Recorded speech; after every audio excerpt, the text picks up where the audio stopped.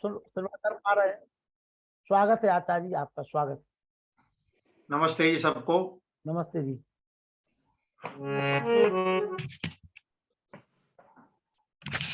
आवाज सही है लखनलाल जी? कोई जवाब नहीं है।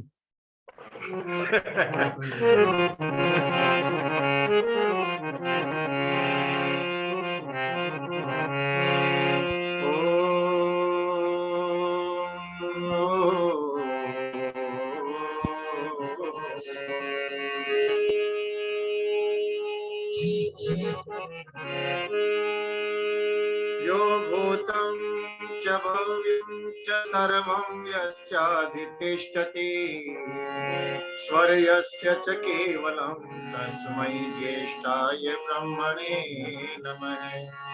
तस्मै ज्येष्ठाय ब्रह्मणे नमः। वो ही सच्चा मीत है हमारा तुम्हारा, हमारा तुम्हारा।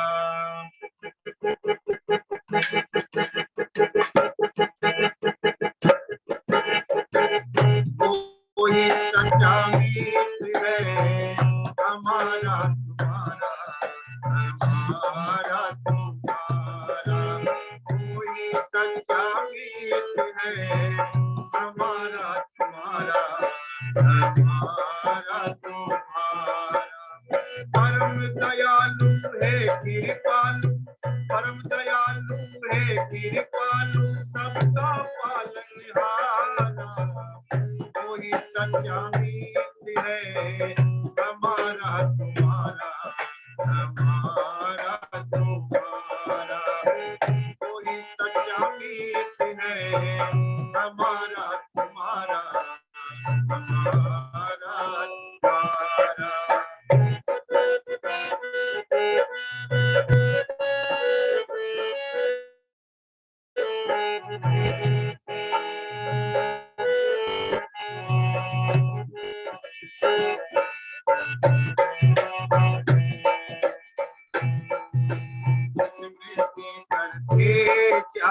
मानव तन अनमोला, जिसने देकर भेजा मानव तन अनमोला। सुई और बिन धागे के सिया अनोखा चोला, सुई और बिन धागे के सिया अनोखा चोला। अंतकरण और देती इंद्रिया, अंतकरण और देती इंद्रिया, काम करे जो सारा। कोई सच्चा मीत है हमारा तुम्हारा, हमारा तुम्हारा। कोई सच्चा मीत है हमारा तुम्हारा, हमारा तुम्हारा। परम दयालु है कृपालु, परम दयालु है कृपालु, सबका पालनहारा। कोई सच्चा मीत है हमारा तुम्हारा, हमारा तुम्हारा।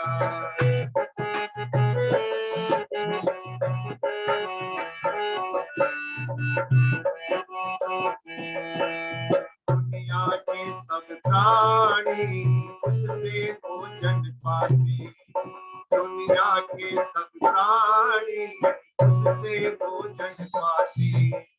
मगर लगे भंडारे कहीं नजर ना आते, मगर लगे भंडारे कहीं नजर ना आते। राजा रंग धनी और निर्धन, राजा रंग धनी और निर्धन, सबका वो ही सहारा। वो ही सच्चा मीत है हमारा तुम्हारा, हमारा तुम्हारा। कोई सच्चा मीत है हमारा तुम्हारा, हमारा तुम्हारा। परम दयालु है कृपालु, परम दयालु है कृपालु, सबका पालनहारा। कोई सच्चा मीत है हमारा तुम्हारा, हमारा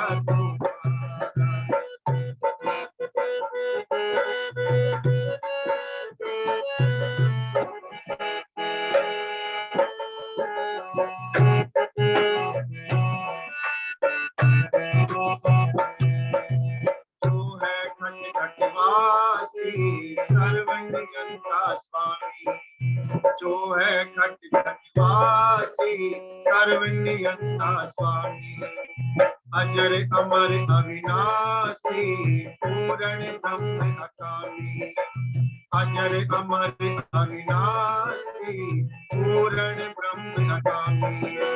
मधुर शरण में जाकर उसकी, मधुर शरण में जाकर उसकी भव पार उतारा, कोई सच्चा मीत है हमारा तुम्हारा, हमारा तुम्हारा, कोई सच्चा मीत है हमारा तुम्हारा, हमारा तुम्हारा।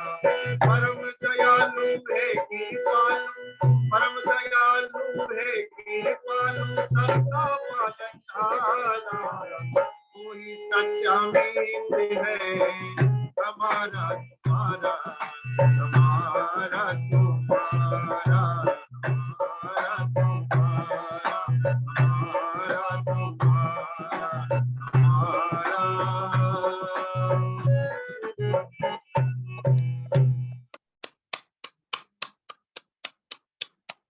वही सच्चा मित्र है हमारा तुम्हारा।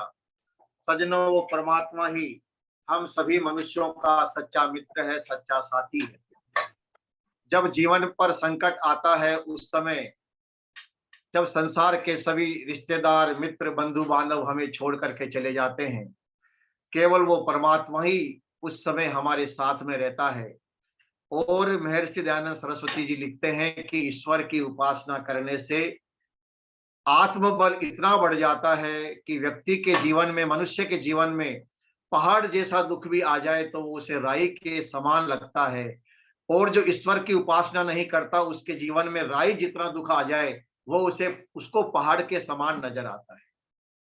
कार्यक्रम में उपस्थित सभी धर्म प्रेमी सज्जनों, वंदनीय माताओं, बहनों, आदरणीय श्री लखनलाल जी आर्य, आज संगीतमय उपनिषद कथा का ये चतुर्थ दिवस है और हमें बड़ी प्रसन्नता है, सभी आयोजक बड़े प्रसन्न हैं कि आप इतने बड़ी संख्या में, कल भी हम देख रहे थे लगभग 85-90 के आसपास श्रोताओं की संख्या पिछले 3 दिनों से लगातार चल रही है।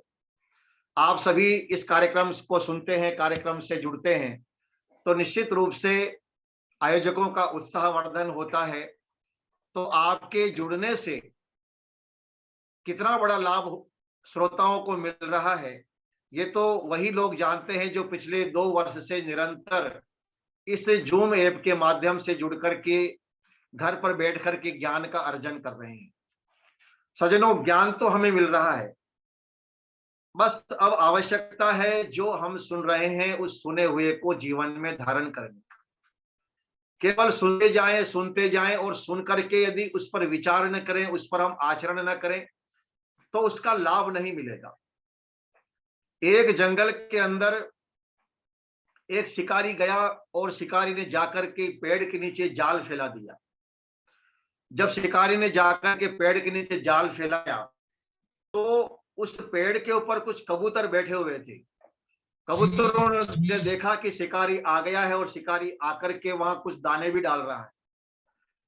तो जो कबूतरों का सरदार था, जो नेता था वहां का, उन कबूतरों का, उसने कहा कि देखो, मैं वृद्ध हो चुका हूं और मेरा अनुभव यह कहता कि ये शिकारी जो आया है ये दाने डाल रहा है, दाने डाल करके जाल को फैला दिया है। यदि हम दाने चुगने के लिए जाएंगे तो हम इस जाल में फंस जाएंगे और ये शिकारी हमें पकड़ कर ले जाएगा और मार देगा। तो कबूतरों ने कहा फिर क्या करें? तो उस बूढ़े कबूतर ने कहा कि मेरी एक बात तुम याद कर लो आज, और इस बात को तुम हमेशा याद रखना। कबूतरों ने कहा हमें याद करा दीजिए, क्या याद करना है? तो उसने कहा कि मेरे साथ मिलकर के बोलो शिकारी आएगा। सभी कबूतर बोले शिकारी आएगा। फिर बोला वो बूढ़ा कबूतर दाना डालेगा। सारे कबूतर बोले दाना डालेगा। फिर तीसरी बात बोली जाल फैलाएगा। सारे कबूतर बोले जाल फैलाएगा। और चौथी बात कही, कहा हम फंसेंगे नहीं। कबूतरों ने कहा हम फंसेंगे नहीं। बोले बस इस मंत्र को, इस सूत्र को याद कर लो, शिकारी आएगा, दाना डालेगा, जाल बिछाएगा, हम फंसेंगे नहीं। सारे कबूतरों ने कहा जी हमें याद हो गया है। तो कहा कि जोर से बोलो। कबूतरों ने जोर जोर से बोलना शुरू किया और उस बूढ़े कबूतर को विश्वास हो गया कि मेरे जितने भी कबूतर हैं ये सब मेरे शिष्य हैं या मेरे बंधु बांधव हैं, जो मैंने इनको शिक्षा दी है इन्होंने उसको पक्का याद लिया। तो उसने बार बार सबसे सुन लिया था, सबको पक्का याद होगा, शिकारी आएगा, दाना डालेगा, जाल बिछाएगा, हम फंसेंगे।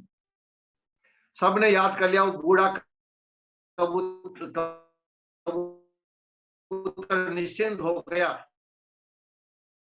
कि अब मेरी बात को पक्का याद कर लिया।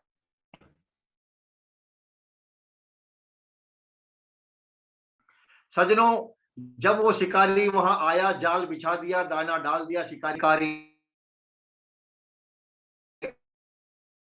आए तो बार बार बोल रहे थे सब,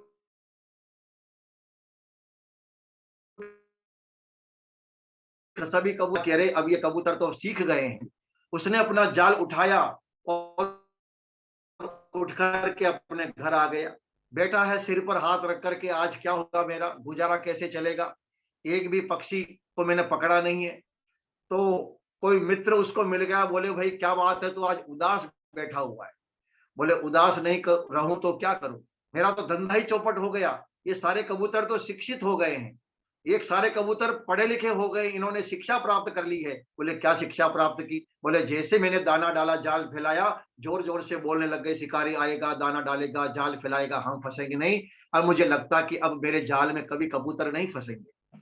उसने कहा कोई बात नहीं, कबूतरों ने याद कर लिया तो क्या हम भी कम होशियार थोड़े ही हैं। तुम ऐसा करो, कल तुम जाओगे जब दाना लेकर के, तो दाने को ऐसे ही सिंपल दाने को लेकर के मत जाना। बोले फिर क्या करूं? बोले थोड़ा सा रंग लो, अलग अलग कलर लो, और अलग अलग कलर के अंदर उन दानों को मिलाओ, और उन दानों को अलग अलग कलरफुल दाने, कोई लाल दाना लेकर के जाओ, लाल रंग का दाना लेकर के जाओ, कोई पीले रंग का दाना लेकर के जाओ, कोई हरे रंग का दाना लेकर के जाओ, अलग अलग कलरफुल फुल दाने लेकर के तुम जाओ, और वैसे ही जाकर के तुम दाने डाल देना, जाल फैला देना, और ये कबूतर आकर के फंस जाएंगे। उस शिकारी ने क्या किया कि दानों, गेहूं के दाने लिए और उन दानों को उसने अलग अलग रंग में डाल दिया, अलग अलग रंग के दाने बना लिए, चमकीले दाने बन गए। वो सारे दाने चमकीले हो गए, अलग अलग, कोई हरा, कोई नीला, कोई पीला, कोई गुलाबी, कोई कैसा। और वो दाने लेकर के शिकारी जाता है उस पेड़ के नीचे। अब जैसे ही शिकारी को दूर से आता हुआ देखा, सारे कबूतर एक साथ जोर से बोलने लग गए, शिकारी आएगा, जाल फैलाएगा, दाना डालेगा, हम फंसेंगे नहीं। शिकारी ने सोच लिया कि फंसेंगे तो नहीं, लेकिन कोई बात नहीं, प्रयोग करके देखता हूं। अब जैसे जैसे शिकारी पेड़ के पास में आता जा रहा था, कबूतर जोर जोर से बोलते जा रहे थे। शिकारी आया, उसने आकर के सबसे पहले तो जाल फैला दिया। कबूतर और जोर जोर से बोलने लगे, शिकारी आएगा, हम फंसेंगे नहीं, हम फंसेंगे नहीं। अब इस शिकारी ने क्या किया कि वो जो रंग बिरंगे दाने थे वो डाल डाल दिए। कोई हरा दाना है, कोई पीला है, कोई नीला है, कोई गुलाबी है, अलग अलग रंग के दाने।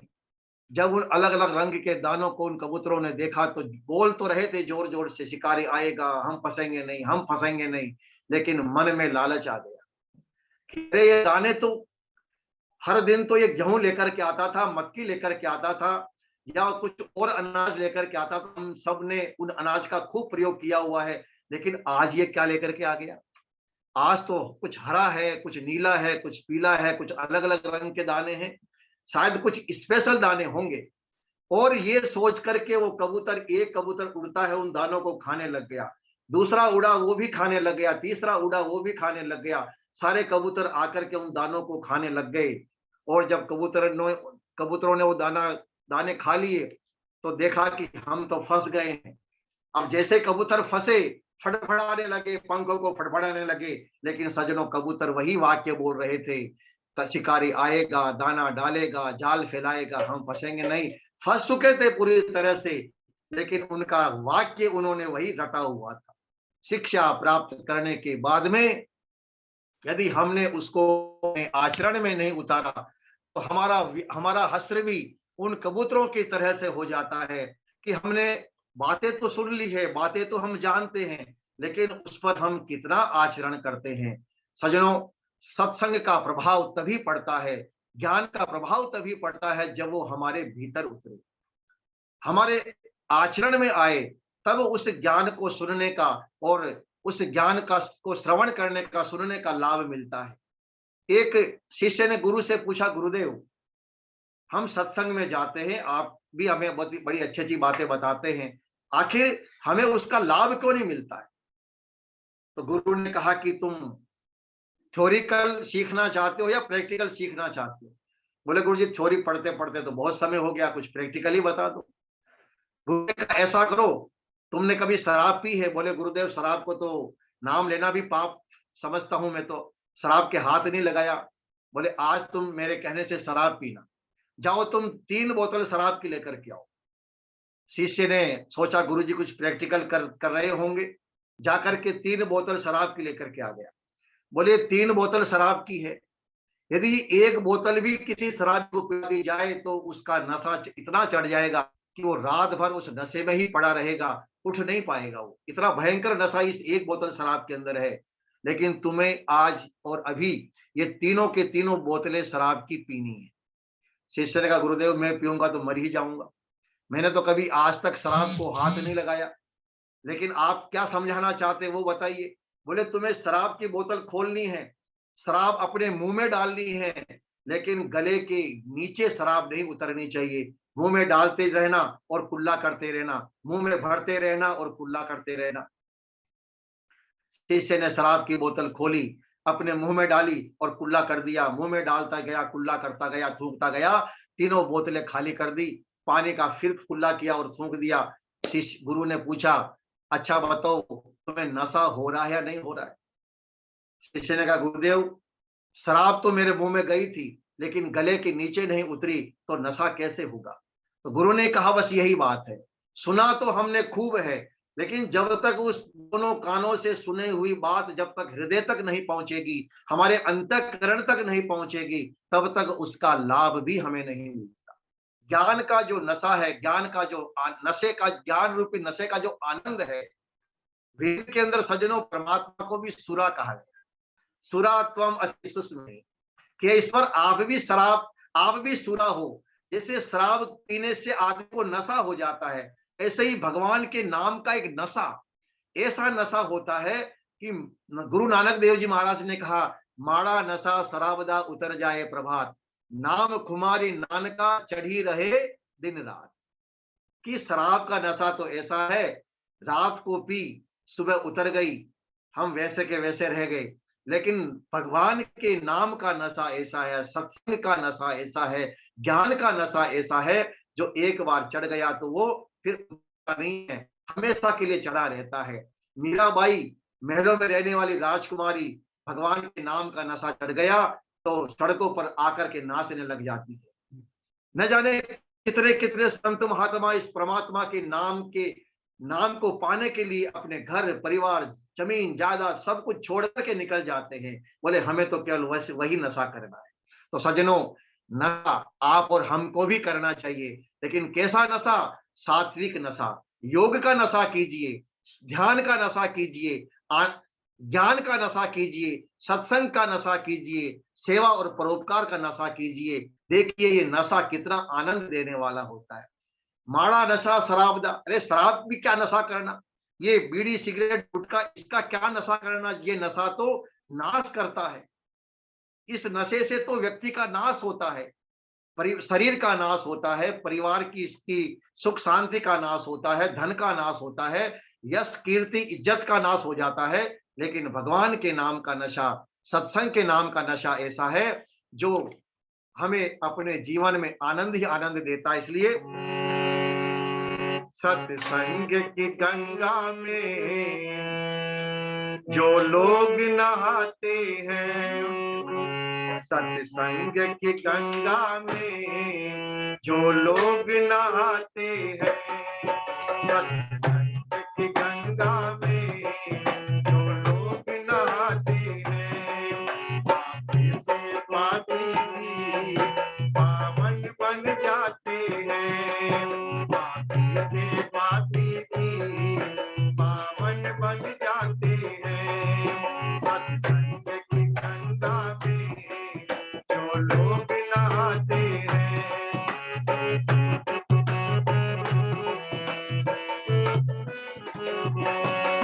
वचनों के मोती है सत्संग के सागर में, वचनों के मोती है सत्संग के सागर में। फल ही फल मिलता है इस गागर सागर में, फल ही फल मिलता है इस गागर सागर में। इस ज्ञान सरोवर में डुबकी जो लगाते हैं, इस ज्ञान सरोवर में डुबकी जो लगाते हैं, पापी से पापी भी पावन बन जाते हैं, पापी से पापी भी पावन बन जाते हैं। सत्संग की गंगा में जो लोग नहाते हैं,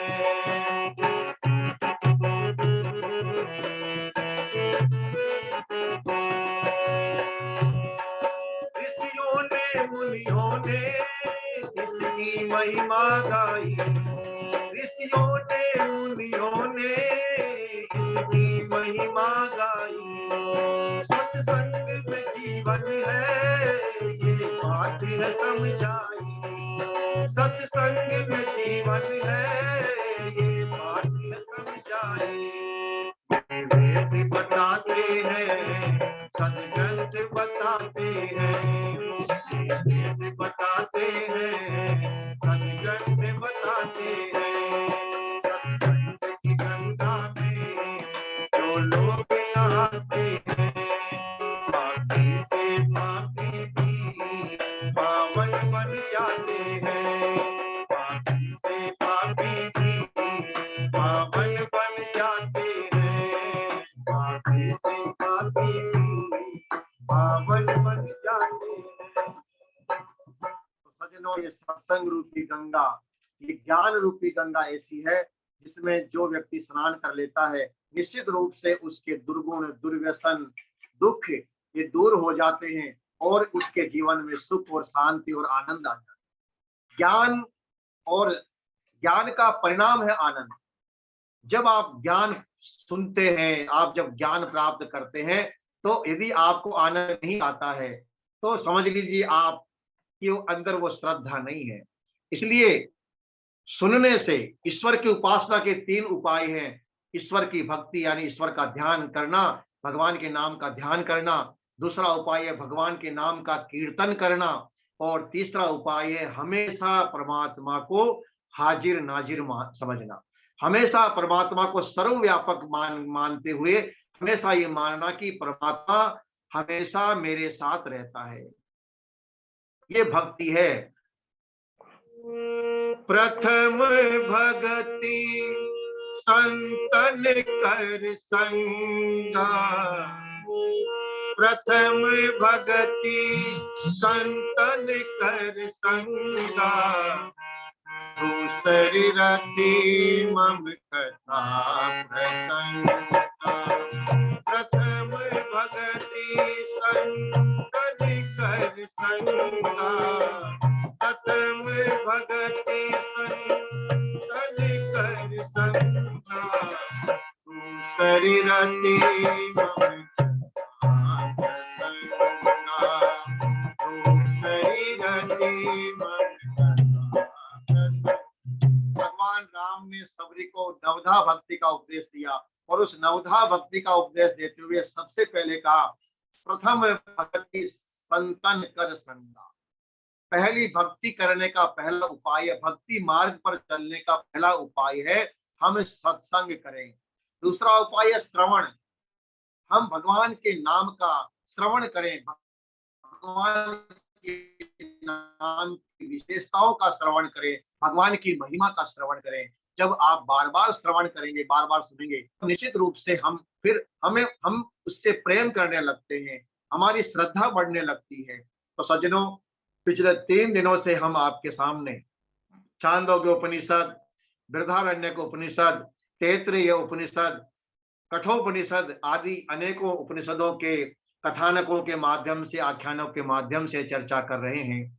कल मैंने आपके सामने बृहदारण्यक उपनिषद की वो कथा मैंने आपके सामने प्रस्तुत की थी, जिसमें देवता, असुर और मनुष्य तीनों ही प्रजापति के पास जाते हैं और प्रजापति के पास जाकर के उनसे उपदेश ग्रहण करते हैं। तो प्रजापति ने उन तीनों को एक ही अक्षर बोला और वो कहा दय। दय का अर्थ होता है देवताओं के लिए कहा, आप देवता हैं, आपके पास सुख भोग की सामग्री है, इसलिए आप हमेशा संयम पूर्वक अपने जीवन को व्यतीत कीजिए। अपने आपके जीवन में संयम होना आचार्य चाहिए। जी, आचार्य जी, यदि यदि 5 मिनट में आप वो जो आपने कल वर्णमाला बताई थी, वो कुछ लोगों की इच्छा थी कि आज फिर से हम सुन सकें उसको। जी अच्छा, चलो उसको अंत में सुना दूंगा मैं, कोई दिक्कत नहीं है, मुझे याद दिला दीजिएगा, ठीक है जी, ठीक है जी। सुना देंगे उसको। आप लिख भी सकते हैं, बच्चों को भी याद करवा सकते हैं। तो जी देवताओं को उपदेश दिया था कि हे देवताओं, तुम अपनी इंद्रियों का दमन करो, क्योंकि महर्षि मनु कहते हैं यदि एक भी इंद्रिय मनुष्य की, जो एक इंद्रिय भी यदि कमजोर हो जाती है तो उस व्यक्ति का विनाश हो जाता है। एक इंद्रिय की कमजोरी के कारण से मनुष्य का विनाश हो जाता है, ये महाराज मनु भी कहते हैं। शर्त यस्य इंद्रियाणि तस्य प्रजा, कि जिसकी एक इंद्रिया कमजोर हो गई, निश्चित रूप से उसकी बुद्धि का विनाश हो जाता है। सज्जनों, इतिहास में अनेकों ऐसे उदाहरण है कि एक इंद्रिय की, आंख की कमजोरी के कारण से विनाश हो गया, कान की कमजोरी के कारण से विनाश हो गया। तो हम अपनी इंद्रियों पर संयम रखें। एक आश्रम में गुरु और शिष्य रहा करते थे। बहुत भव्य आश्रम था, बहुत बड़ा विशाल मंदिर था, और वो शिष्य प्रतिदिन आश्रम उस मंदिर में जाकर के पूजा पाठ करता था। दोनों समय आरती होती थी, काफी सैकड़ों की संख्या में लोग वहां पूजा पाठ के लिए आते थे। तो एक बार वो शिष्य जो था, एक नवविवाहिता स्त्री वहां आई पूजा करने के लिए। तो वो जो शिष्य था उसने उस नवविवाहिता स्त्री को प्रसाद दिया और उसकी तरफ बार बार देखने लगा। गुरुजी देख रहे थे कि ये शिष्य इस महिला को, इस बेटी को, नवविवाहिता स्त्री को बार बार देख रहा है।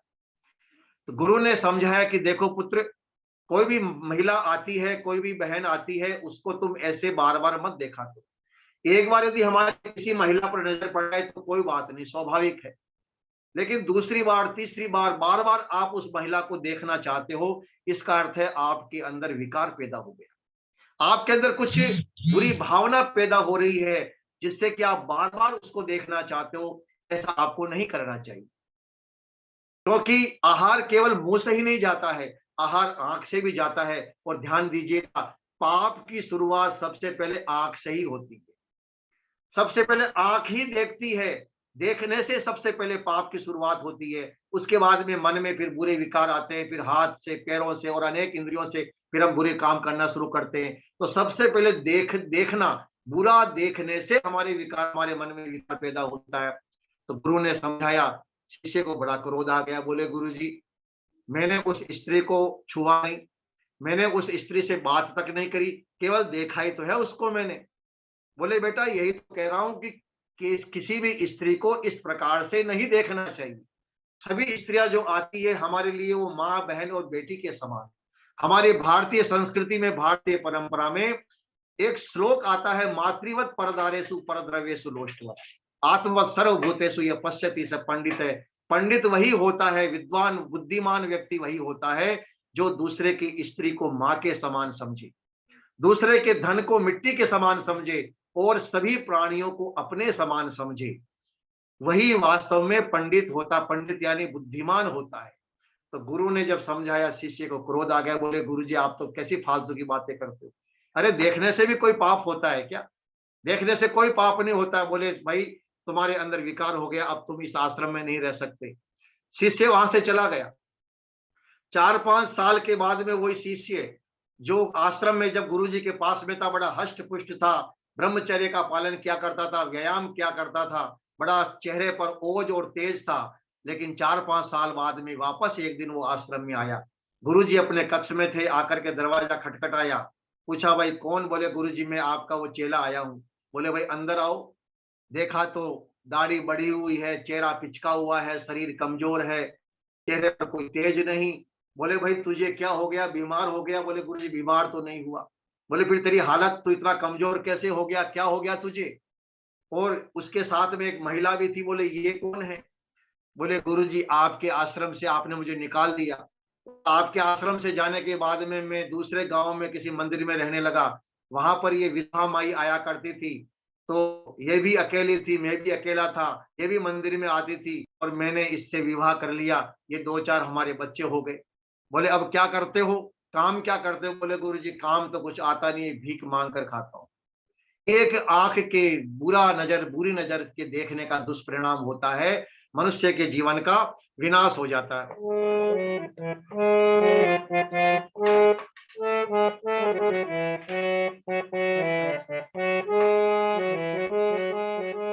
सुर फणकारा वन की बहनी, सुर फणकारा वन की बहनी, दुष्ट हृदय दारुण दुख दैनी। सुर फणकारा वन की बहनी, दुष्ट हृदय दारुण दुख दैनी। मुझे जय राम कथा, मुझे जय राम कथा।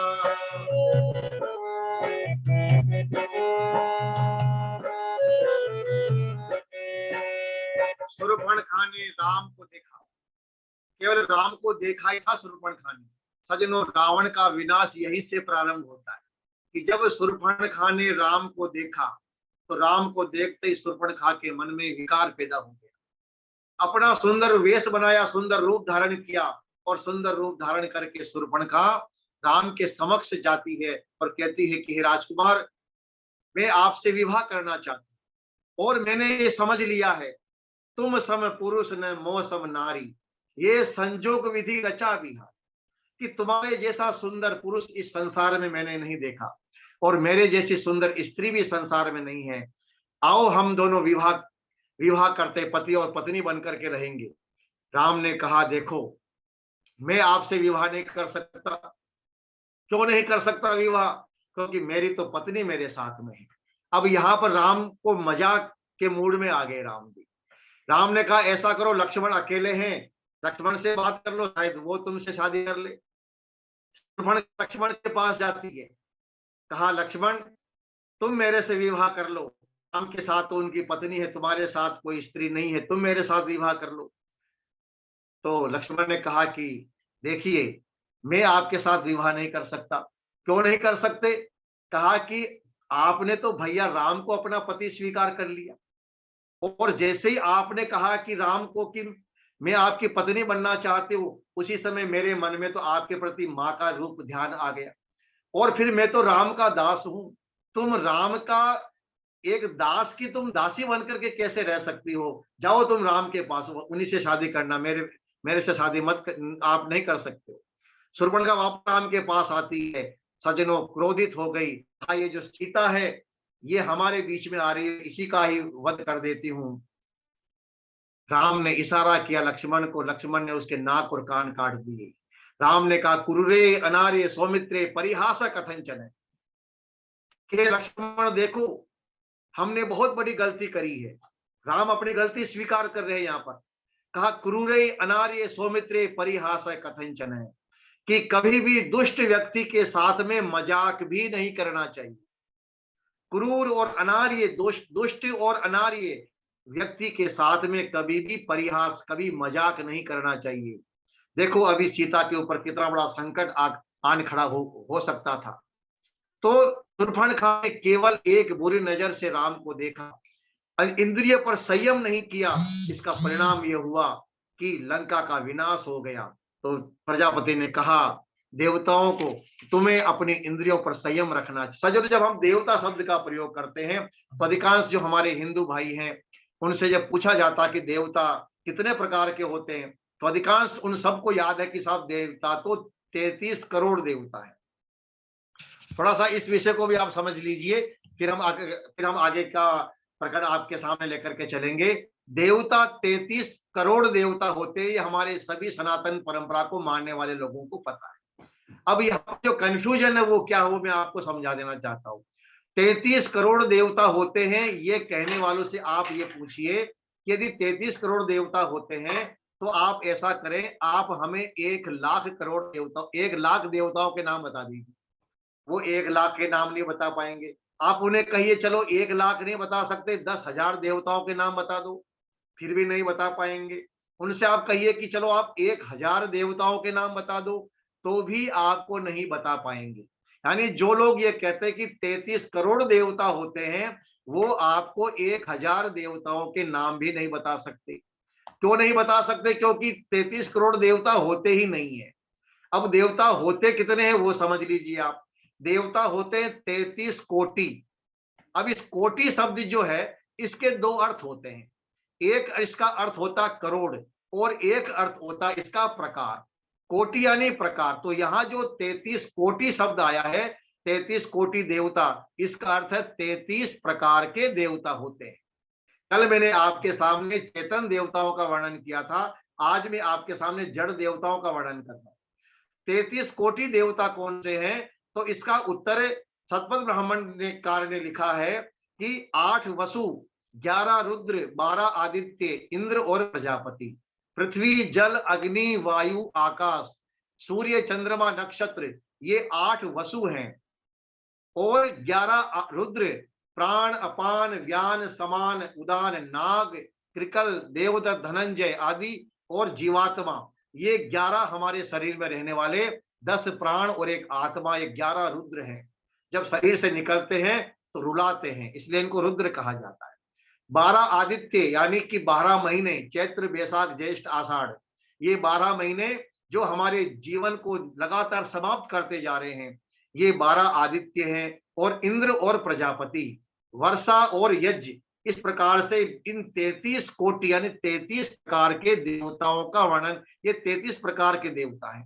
लेकिन हम क्या करते हैं कि हम शास्त्रों को हम पढ़ते नहीं है, संस्कृत का हमें ज्ञान नहीं होता है, इसलिए जो बातें एक परंपरा से हम सुनते आ रहे हैं, हम उन्हीं को ही मान लेते हैं कि शायद यही सही है। और एक बात और है, संस्कृत हम ये मान लेते हैं कि संस्कृत में जो लिखा हुआ है, जो संस्कृत में लिखा हुआ है वह सब सही होता है। ऐसा भी नहीं है। संस्कृत में बहुत सारे ऐसे लोग हुए हैं, संस्कृत के जानकार, जिन्होंने बहुत कुछ गंदी गंदी बातें, अनर्गल बातें भी संस्कृत भाषा में लिख दी है, क्योंकि संस्कृत एक भाषा है। मातृयोनिम परित्यज्य विहरे सर्वयोनिषु पित्वा पित्वा पुनर्पित्वा यो वै भव पतति भूतले पुनरुत्थाय वै पित्वा पुनर्जन्म न विद्यते लभ्यते। ऐसे ऐसे श्लोक लिख दिए कि जो व्यक्ति शराब पिए और इतनी शराब पिए कि गिर करके पड़ जाए, खड़ा भी ना हो सके, उस व्यक्ति की मुक्ति हो जाती है। बताइए आप। ऐसे ऐसे जो तंत्र के हमारे जो ग्रंथ हैं, जो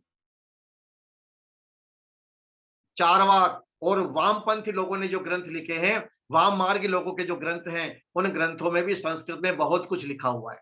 लेकिन महर्षि दयानंद सरस्वती ने जब आकर के इन ग्रंथों को पढ़ा, तो उन्होंने एक निर्णय लिया कि सत्य जो शास्त्र हैं उनमें क्या सत्य है और क्या गलत है।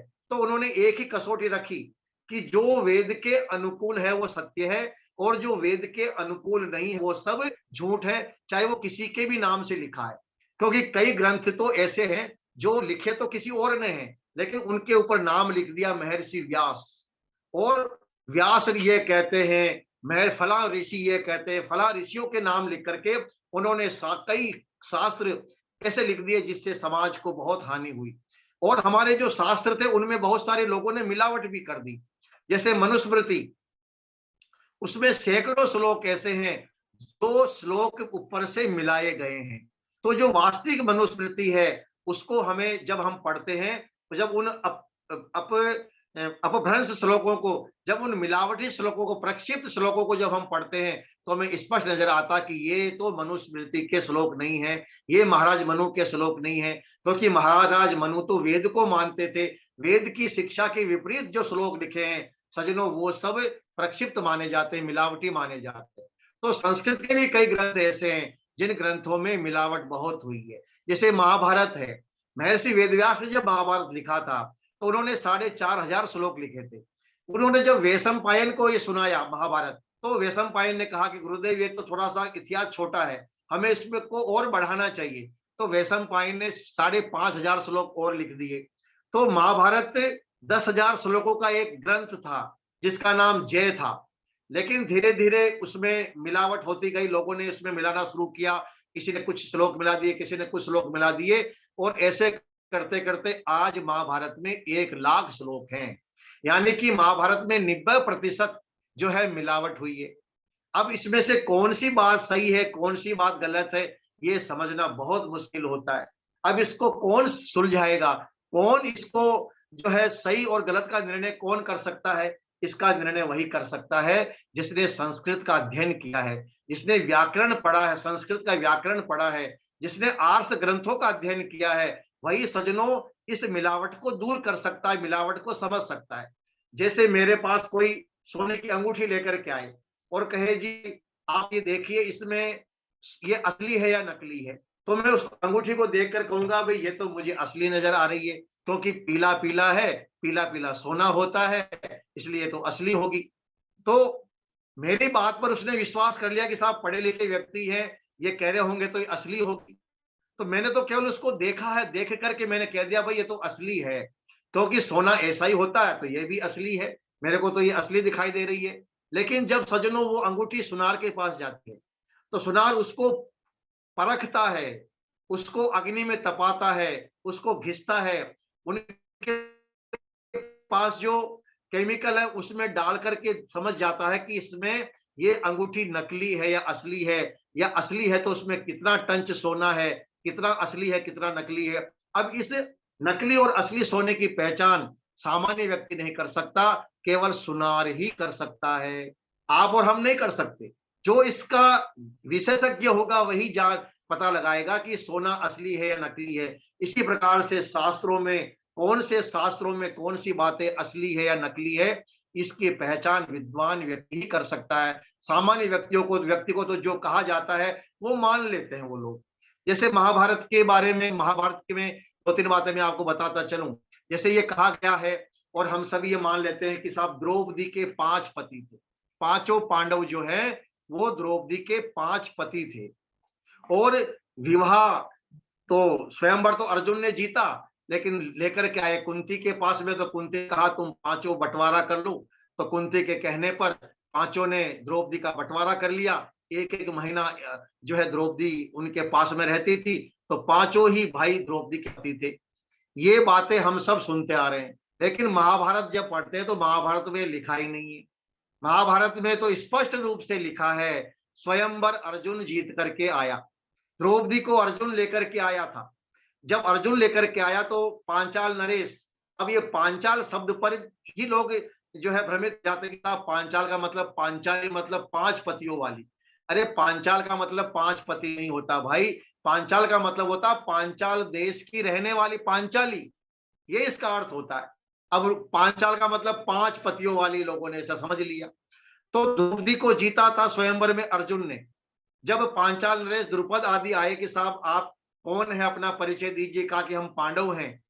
अब द्रौपदी का विवाह किसके साथ में हो, तो कुंती ने कहा कि क्योंकि युधिष्ठिर सबसे बड़ा पुत्र है, इसका भी विवाह नहीं हुआ है, तो इसका विवाह ही द्रौपदी के साथ में होगा। और बाकायदा ऋषि ने जो है धौम्य ऋषि ने युधिष्ठिर के साथ में द्रौपदी का विवाह संस्कार संपन्न करवाया। द्रौपदी का विवाह युधिष्ठिर के साथ में ही हुआ था, न कि पांचों भाइयों के साथ में। अब ये बात महाभारत में लिखी है, लेकिन हमें पढ़ने की फुर्सत नहीं है, हम पढ़ते नहीं है, और जिनको पता है वो उनको बताने का समय नहीं है। रामायण की एक बहुत मोटी बात मैं आपको बताता हूं। जब राम हिरण को पकड़ने के लिए, मारीच जो हिरण के रूप में आया था, उसको पकड़ने के लिए राम चले जाते हैं, और जब मारीच को तीर मारते, मारीच जोर से बोलता हाय लक्ष्मण बचाओ। तो सीता लक्ष्मण से कहती जाओ राम के ऊपर संकट आ गया है, आपको जाना चाहिए। लक्ष्मण मना करते, लेकिन सीता ने कहा कि नहीं जाना पड़ेगा।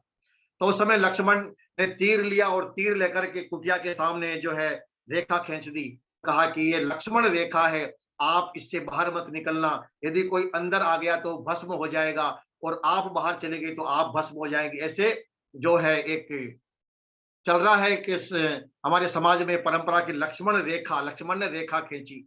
अब ये लक्ष्मण ने रेखा खींची, ये प्रकरण न तो तुलसीदास जी की रामचरितमानस में है, न ये वाल्मीकि की रामायण में है। अब पता नहीं कौन सी तीसरी रामायण में लिखी होगी, मुझे पता नहीं। न तो तुलसीदास जी ने लिखा है रामचरितमानस में कि लक्ष्मण रेखा खींची, न महर्षि वाल्मीकि ने लिखा कि लक्ष्मण रेखा खींची, लेकिन एक समाज में चल पड़ा कि लक्ष्मण ने रेखा खींच दी।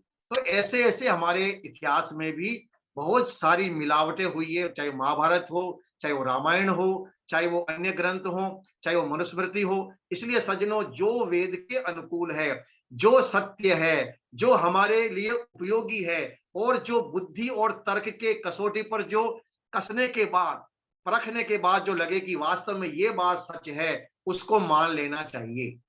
बस ये है। अब मैं जो आपको उपनिषद की बातें बता रहा हूं, मैं ये नहीं कह रहा हूं कि आप सारी बातें मान लो, नहीं, आप केवल सुनिए। मैंने पहले दिन आपसे कहा था, पहले सुनिए, उसके बाद में विचार कीजिए, चिंतन कीजिए, उसके बाद में स्वीकार कीजिए। यदि आपको लगता कि नहीं ये डाउटफुल मामला है, हमारे तो गले ही नहीं उतरता है, तो उसको छोड़ दीजिए। और यदि आपको फिर भी आपके मन में कुछ शंका पैदा होती है, तो आप हमारे से प्रश्न भी पूछ सकते हैं। मेरे व्हाट्सएप नंबर हम आपको दे देंगे, आप मेरे व्हाट्सएप पर आप अपनी शंका समाधान भी आप कर सकते हैं, और शंका समाधान भी उसी विषय पर होगा जो विषय हम आपके सामने प्रस्तुत कर रहे हैं या जो हम आपको बता रहे हैं। ऐसा नहीं कि मैं तो आपको कुछ बता रहा हूं लेकिन पूछेंगे कुछ और आप, ऐसे नहीं। जो हमने आपको जिस विषय को लेकर के हम चर्चा कर रहे हैं, उस विषय पर यदि आपके मन में कोई शंका है तो उस पर आप प्रश्न पूछ सकते हैं। तो चलिए, अब मैं अगला विषय आपके सामने रखता हूं। तो सज्जनों, देवता किसे कहते हैं? देवता कहते हैं देवो दानात्वा।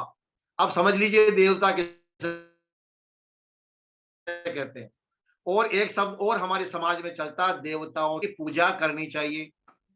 हमने जैसे कल आपसे कहा था, मातृ देवो भव, उपनिषद में 33 उपनिषद में लिखा है, माता देवता होती है, पिता देवता होता है, गुरु देवता होता है, अतिथि देवता होता है। अब इन देवताओं का क्या करें? कहा इन देवताओं की पूजा करो। क्या करना है? देवताओं की हमें पूजा करनी चाहिए। अब आप कहेंगे जी पूजा का मतलब तो ये होता है कि दीपक जलाना और अगरबत्ती जला करके ओम जय जगदीश हरे बोलना, ये होता है पूजा का अर्थ। बिल्कुल सही बात है, आप अपने घर में ऐसे ही पूजा करते हैं। लेकिन यहाँ लिखा है कि माँ देवता है, पिता देवता है, ये सूर्य चंद्रमा ये पृथ्वी ये सब देवता हैं, फिर इनकी पूजा कैसे करेंगे? तो लोगों ने सूर्य को अर्घ देना शुरू कर दिया, जल में दीपक छोड़ना शुरू कर दिया, जल को हाथ जोड़ना शुरू कर दिया, या गंगा की आरती उतारना शुरू कर दिया। बोले साहब हम गंगा की पूजा कर रहे हैं, हम सूर्य को अर्घ दे रहे हैं, हम चंद्रमा के दर्शन कर रहे हैं, हम धरती माता को प्रणाम कर रहे हैं, और ये है इनकी पूजा। क्योंकि हमने ये समझ लिया है कि पूजा का मतलब होता है दीपक जलाना या अगरबत्ती जलाना। अब आप देखिए पूजा शब्द का अर्थ क्या होता है, ये समझ लीजिए आप सज्जनों। पूजा शब्द का अर्थ होता सत्कार करना। पूजा शब्द का अर्थ होता यथा योग्य व्यवहार करना। जैसे एक बच्चा खेल करके आया और कहता माँ मुझे भूख लग रही है, जल्दी से खाना दो। माँ ने कहा बेटा थोड़ी देर रुको, अभी खाना बना दी हूं, थोड़ी देर रुक जाओ, अभी कुछ समय बाद में तेरी पेट पूजा करूंगी, थोड़ी सी देर बाद में तेरी पेट पूजा करूंगी, ये माँ कहती है।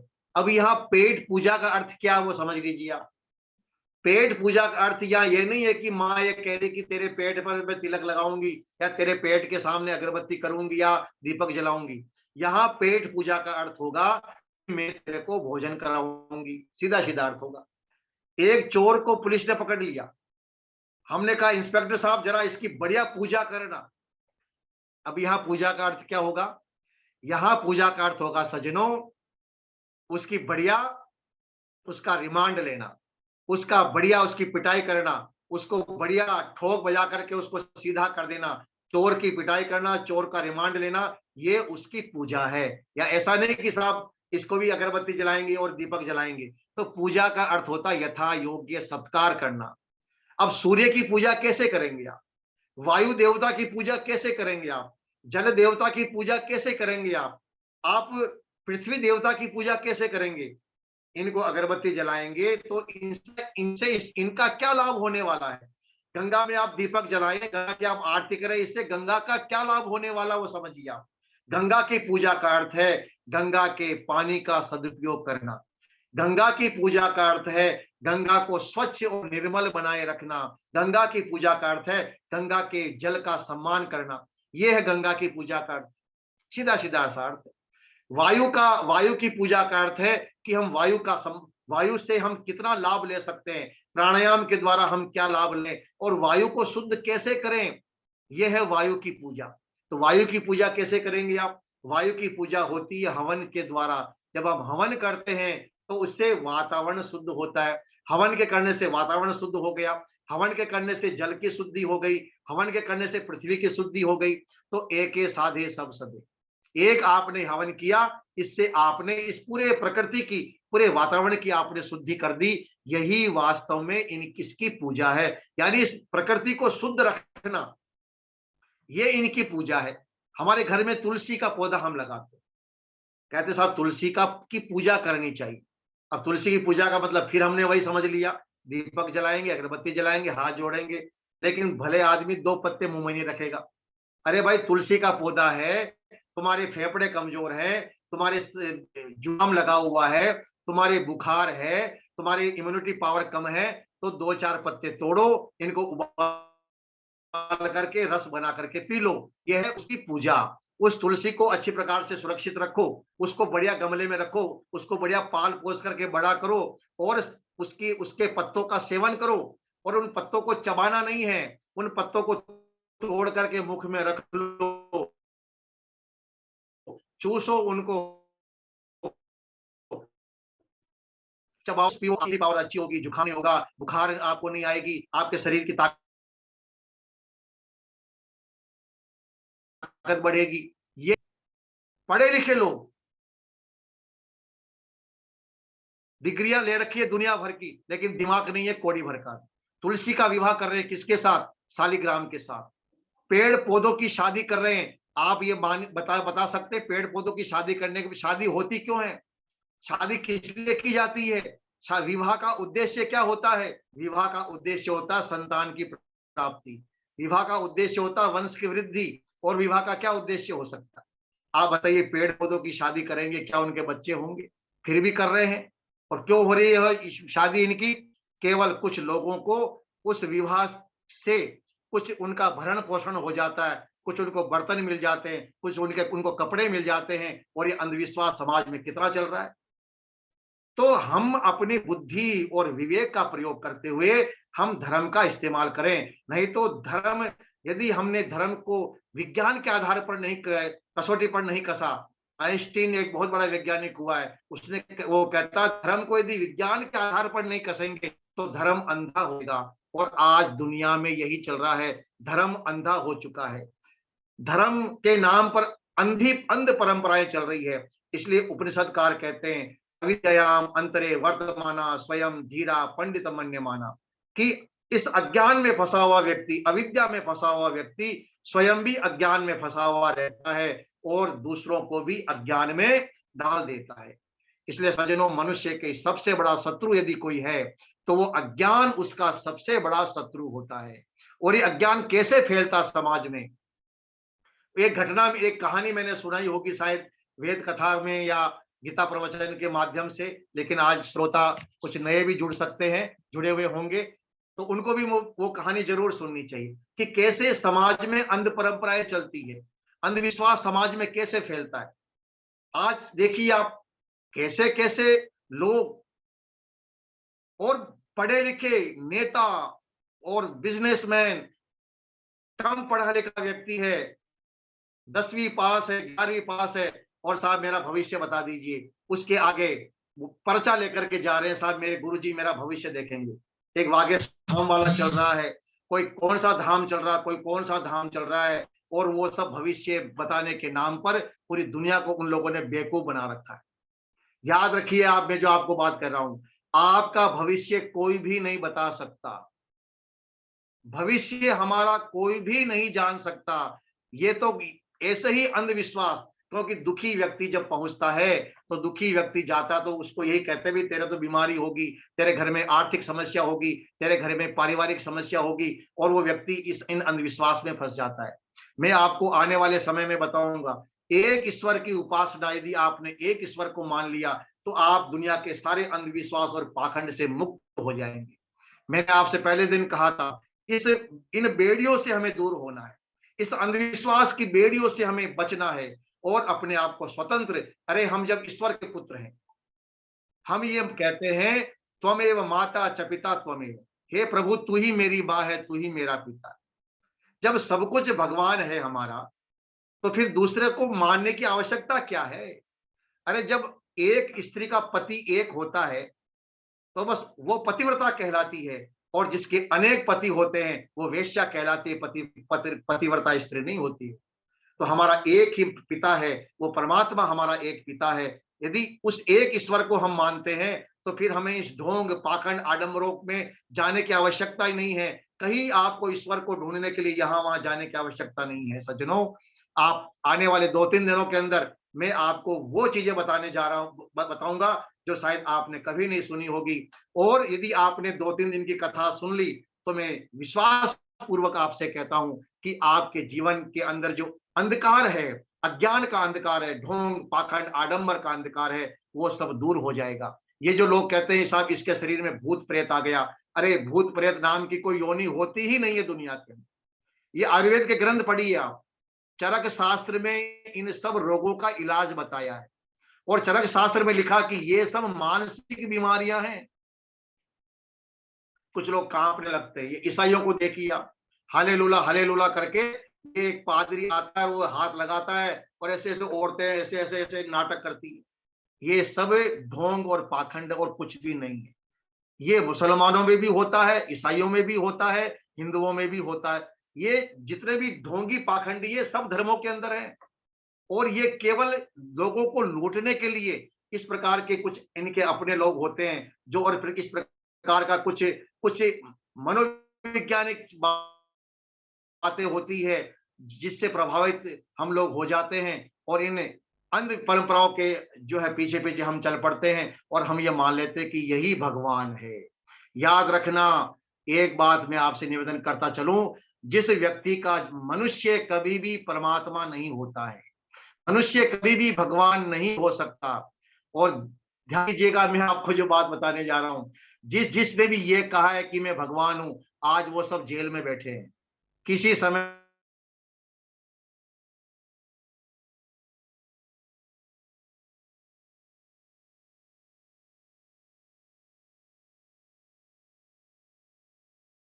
बापूजी के मैं आंसू रामायण बोले, साहब ये आंसू रामायण को पढ़ो, इसी से तुम्हारी तुम्हारी मुक्ति हो जाएगी। हमने कहा जी ये आंसू रामायण क्या है? तो देखा कि उनका जीवन चरित्र है, कब वो पैदा हुए, कहाँ गए, क्या क्या हुआ, उनके गुणों की का वर्णन, यानी उन्होंने अपने आप को ही भगवान मान यही कह दिया, और अपने आपको भी कह दिया मैं ही भगवान हूँ, गुरु भगवान है। भगवान के हाथ में डंडा जो होता है ना, उस डंडे को, वो डंडा दिखता नहीं है। आज 10 साल हो गए जेल में बैठे, जमानत नहीं हो रही है उस भगवान की। आशा राम जी जेल में चले गए जो कहते थे मैं भगवान हूँ। संत रामपाल कहता था मैं खुदा हूँ, मैं भगवान हूँ, मैं ही कबीर के रूप में अवतार हुआ मेरा, वो भी आज देशद्रोह के अपराध में जेल में बैठा है। राम रहीम कहता था मैं ही खुदा हूँ, वो भी आज जेल में बैठा हुआ है। सजनों, संसार में कोई भी मनुष्य परमात्मा नहीं हो सकता है, कोई मनुष्य ईश्वर नहीं हो सकता। अरे ईश्वर तो वो है जिसने सूर्य चंद्रमा सारे ग्रह नक्षत्रों को बनाया। ईश्वर का स्वरूप क्या है, इस पर मैं कल आपके सामने और वर्णन करूंगा। तो हम देवता बनने का प्रयास करें, क्योंकि समय तो हो चुका है। मैं तो आज कुछ और सुनाने वाला था, लेकिन हमारी गाड़ी आज किसी और ही रास्ते पर चल पड़ी, तो 15-20 हमने मिनट का समय 15-20 मिनट का समय श्रोताओं की तरफ से आपको वर्ड दिया जाता है। तो मैं आपसे निवेदन कर रहा था, वो कहानी में सुना देता हूं आपको, क्योंकि फिर मैं भूल जाऊंगा कि कैसे समाज में अंध परंपरा शुरू होती है। एक चोर चोरी करता हुआ पकड़ा गया। जब चोरी करता हुआ वो पकड़ा गया तो उसको राजा के पास सामने लाया गया कि साहब इसने चोरी करी है, इसको दंड देना चाहिए।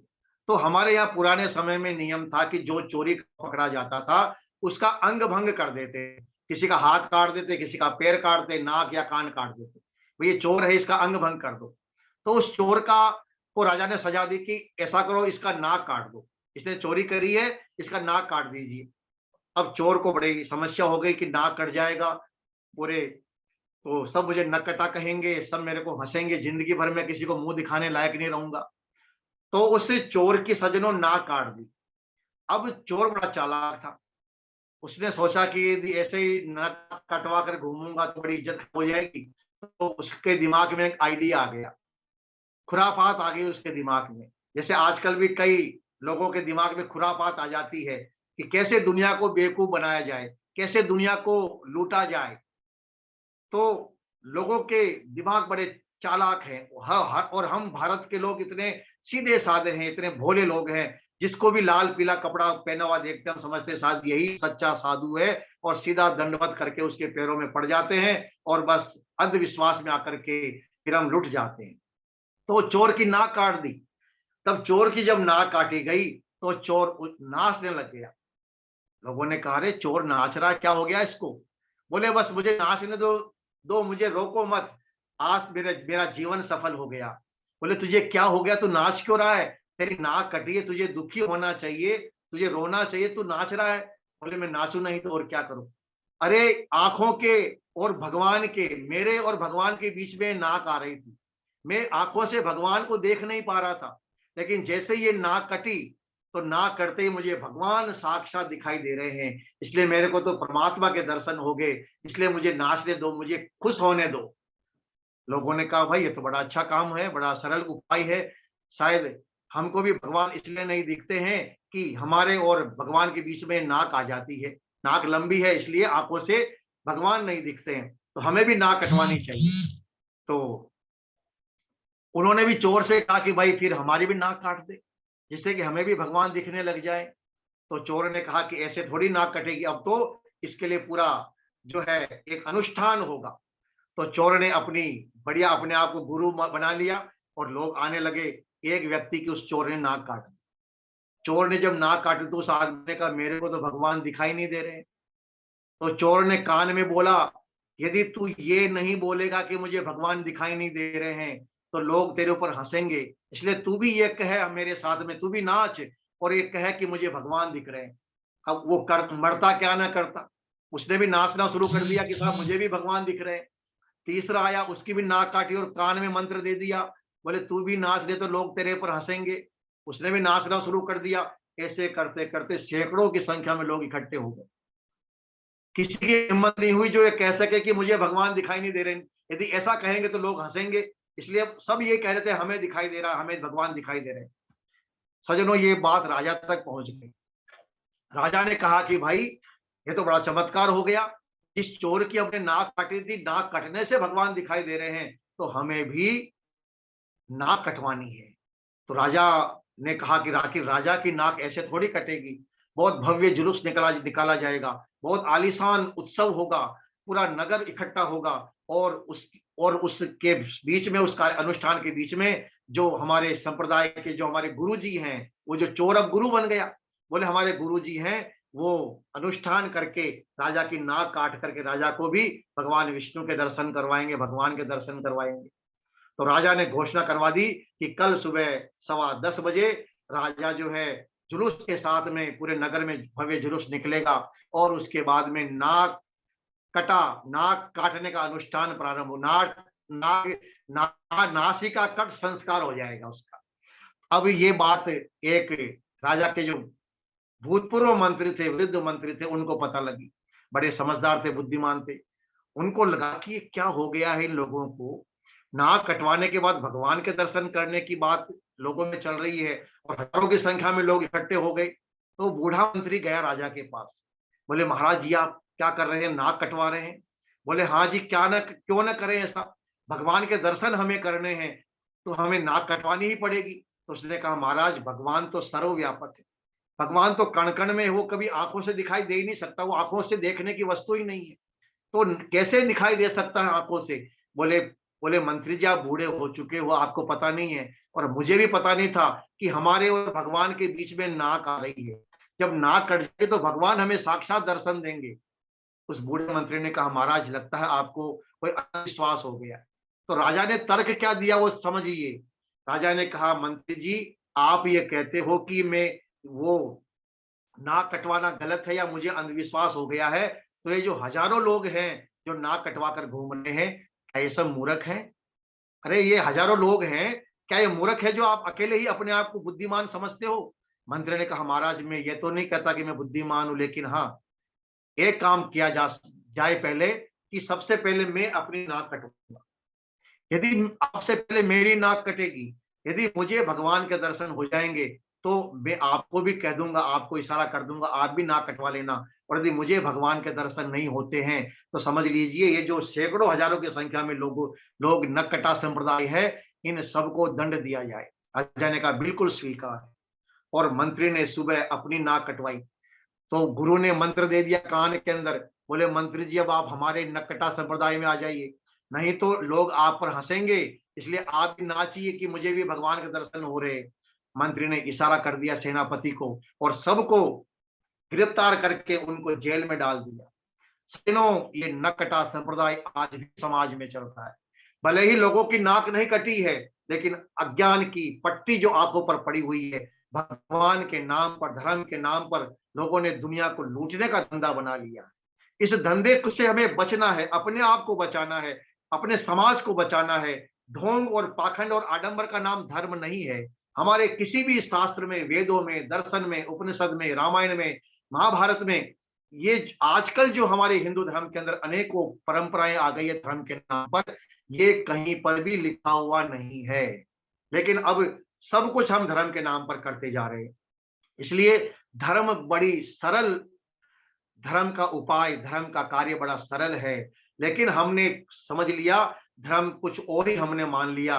सजनो न लिंगम धर्म कारणम, जो बाहरी आडंबर है, बाहरी कपड़े, तिलक लगाना, बड़े बड़े बाल रखना या बाल नहीं रखना, केवल ये धर्म नहीं है।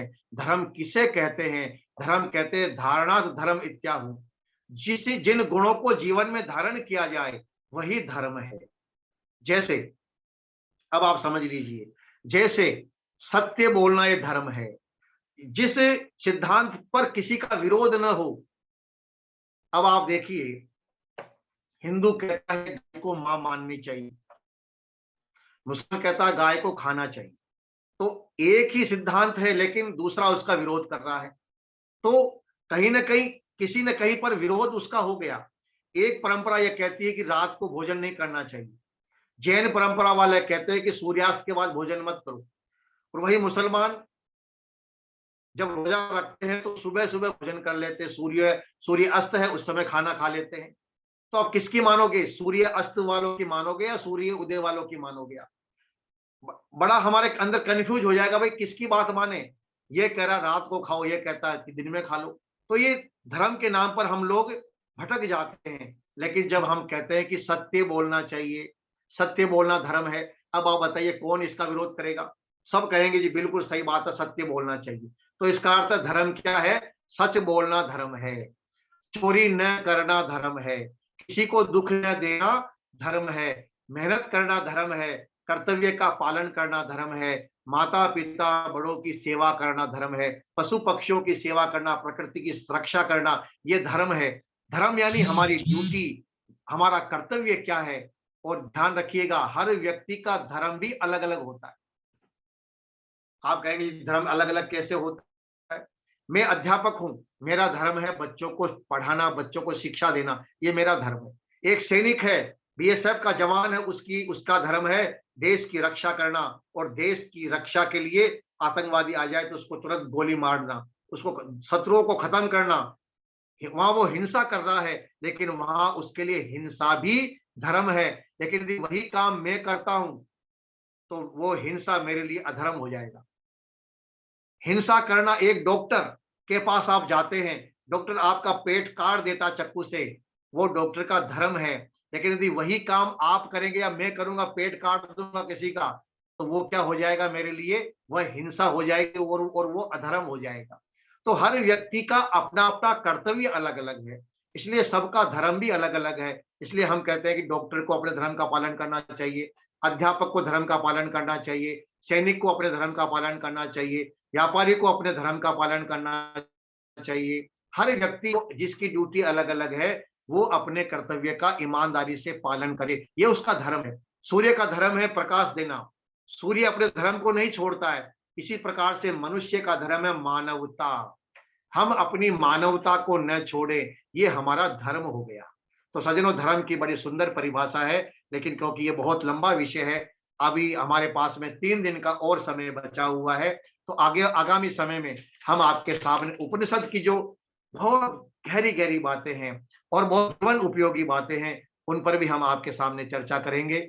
आप सभी जुड़ते हैं और बहुत खुशी है कि आज लगभग 80 के आसपास हमारे श्रोता जो इस जूम ऐप के माध्यम से इस कार्यक्रम को सुन रहे थे, समझ रहे थे और समझने का प्रयास कर रहे थे।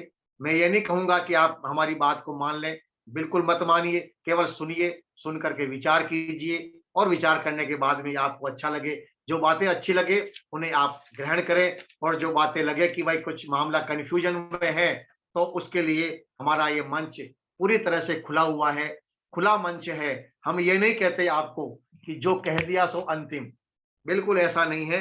जब तक आपको विश्वास न हो जाए, तब तक उस बात पर कभी भी उसको स्वीकार न करें, उस पर विचार करें, चिंतन करें, वैज्ञानिक कसौटी पर कसें, और विज्ञान की कसौटी पर कसने के बाद में यदि लगे कि सत्य है, तो उसे स्वीकार कर लें। सत्य हमेशा एक ही होता है, और सज्जनों, सत्य की में वो शक्ति होती है कि पूरी दुनिया एक तरफ हो जाती है, और सत्यवादी व्यक्ति एक तरफ होता है, उसे दुनिया की परवाह नहीं होती है। आप भीड़ की तरफ मत जाइए। हिरण्मयेन पात्रेण सत्यस्यापहितो मुखम। जब हम ईशोपनिषद पढ़ेंगे, जब हम ईशोपनिषद पर चर्चा करेंगे, तो वहां ये मंत्र आएगा, हिरण्मयेन पात्रेण सत्यस्यापहितो मुखम। सत्य का मुख चमकीले चीज से ढक दिया गया है, इसलिए हमें केवल वो चमक दमक दिख रही है, सत्य तक तो हम पहुंच ही नहीं पाते हैं। हम तो जहां चमक दमक ज्यादा होती है, जहां भीड़ ज्यादा होती है, हम समझते हैं शायद यही असली जगह है, और हम उससे प्रभावित हो जाते हैं। कभी भी चमक दमक से प्रभावित नहीं होना है, कभी भीड़ से प्रभावित नहीं होना है। सत्य हमेशा सत्य होता है, और हमें हमेशा सत्य से ही प्रभावित होना है। न किसी गुरु से प्रभावित होना है, न किसी ग्रंथ से प्रभावित होना है, न किसी मंदिर से प्रभावित होना है, न किसी मठ मंदिर से प्रभावित होना है। हमें प्रभावित होना है सत्य से, कि जो सच है उसे हम स्वीकार करेंगे, और जो सच नहीं है, चाहे वो कोई भी कहे, हम उसे स्वीकार नहीं करेंगे। यही हमारी एक छोटा सा भजन की 2 पंक्तियां सुनाता हुआ, क्योंकि आज समय बहुत ज्यादा हो गया है।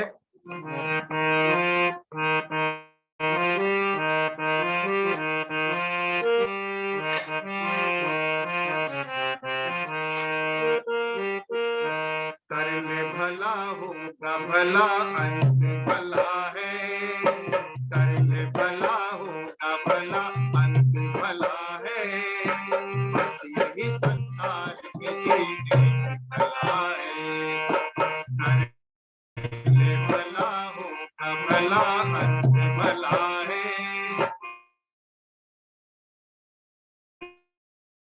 बस यही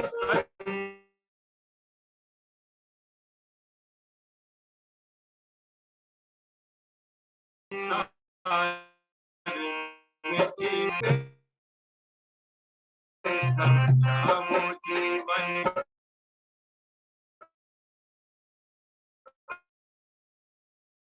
का सारा।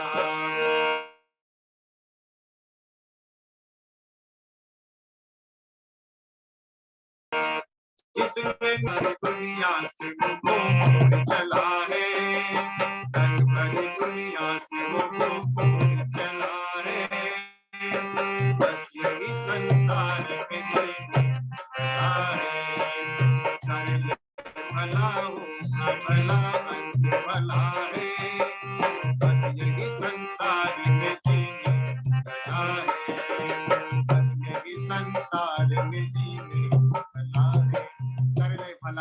भला अंत भला है, बस यही संसार में जीने की कला है। आप सभी का बहुत बहुत आभार, बहुत बहुत धन्यवाद। कल पुनः 8 बजे से इस कथा का 5वां दिवस प्रारंभ होगा। इसी प्रकार से आप जुड़िए, और वर्णमाला जो है वो मैं नहीं बता पाया, वो हम कल आपको शुरुआत में ही बता देंगे। जब कार्यक्रम की शुरुआत करेंगे उसी समय हम आपको 5 मिनट वापस फोन लगा रहा था। हाँ देखिए, तो कल नीरज ने कहा था कि हम लोगों का समय जो है आचार्य जी को दे देना, तो नीरज आपके कहने अनुसार पूरा समय आचार्य जी को दे दिया गया है। और मैं निवेदन करने लगा हूँ, पहली बार जुड़े हैं योगेश कुमार शर्मा जी। योगेश कुमार शर्मा जी, जो नए लोग जुड़े आज पहली बार, 2 मिनट उन्हीं के चर्चा कर ले। योगेश कुमार जी माइक खोल लीजिए। योगेश कुमार शर्मा जी टच करिए माइक को।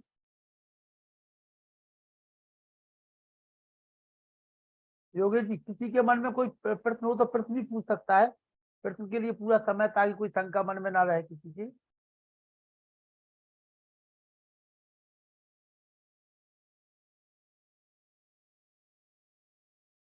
नीरज भाई कुछ कहेंगे? नीरज द्विवेदी जी। जी भाई साहब प्रणाम। आज जो है आपने समय दे दिया, इसके लिए बहुत बहुत धन्यवाद। और हम लोग और लाभान्वित हो गए। वो हम लोगों का समय नहीं है, वो ऐसे विद्वानों को सुनने का सौभाग्य मिलता है। तो अभी अभी तो रात हो रही, हम लोग तो सोच रहे हैं और कुछ मिले हम लोगों को बात सुनने को। चलिए, लेकिन ठीक है, समय की अपनी सीमा है। हाँ समय की एक सीमा होती है, उसी के हिसाब जी से जी कार्यक्रम करना पड़ता है। जी जी चलिए जी। समय हो कल चुका है। वर्णमाला के साथ शुरू। जी कल, हाँ कल जी वर्णमाला के साथ जी शुरू होगा, उसको पर को लिखना है, बच्चों को याद कराना है वो वर्णमाला। जी जी। चलिए आइए शांति पाठ करें सर। चलिए, किसी के मन में कोई प्रश्न हो तो प्रश्न जरूर पूछ सकते हैं। किसी के मन में कोई प्रश्न हो, कोई मन में प्रश्न हो तो पूछते। हाँ पूछना, प्रश्न पूछना। सुशील जी पूछिए, सुशील जी के मन में प्रश्न है, जी नमस्ते। ये क्या प्रश्न पूछना है? बहुत अच्छा लगा कार्यक्रम। कल रविवार है ना, तो मेरा एक विचार है कि कल के दिन कुछ विशेष और भी हो जाए। और आज हमारे अतिथि थे एक कवि सर है ना, राम सिंह जुड़े थे।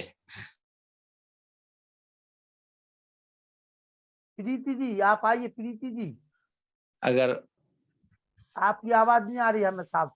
जी देवेंद्र सिंह निरंजन जी, नेट का प्रॉब्लम देवेंद्र सिंह निरंजन जी, प्रीति जी, है। निरंजन, प्रीति जी। जी मंजू जी कुछ पूछ रही हैं, पूछ लीजिए। मंजू कुमावत जी पूछिए। मंजू जी पूछिए। जी मंजू जी पूछिए, क्या पूछ रही हैं? प्रीति जी, मेरी आवाज आ रही है आप लोगों को? जी मंजू जी। हेलो